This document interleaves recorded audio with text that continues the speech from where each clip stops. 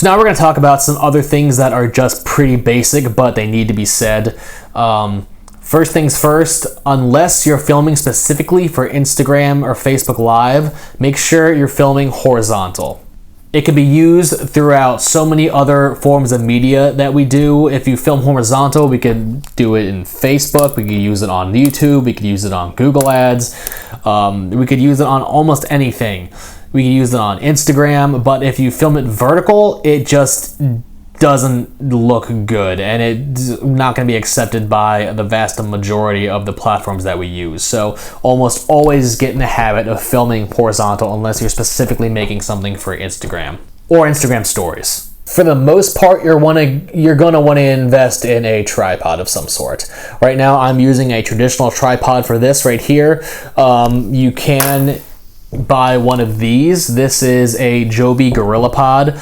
I used this or ones like these for a long time before I finally caved and I bought a traditional full-size tripod. If you're just going to be doing something from a desk, like these are really good at me. If there was your camera on there, it would be about eye level with me. If you're walking around, you could put your camera on the end of it like that.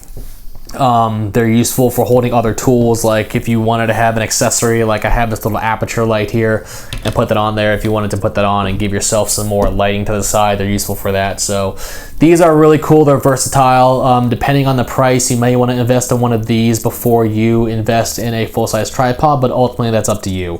I almost always like to have my camera locked down when I'm doing anything. The one thing that you really need to keep in mind when you're shooting handheld is that smartphones don't have internal stabilization the way that a lot of point and shoot cameras do. Meaning that if you're walking around and you're filming someone with it, it's going to have a lot of shake to it that's just quite honestly undesirable to watch, and it's a nightmare to edit.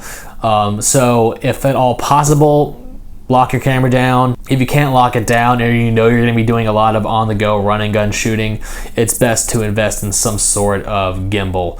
And those could be as low, now I think they have them for maybe even like $99, but it saves a lot of headache.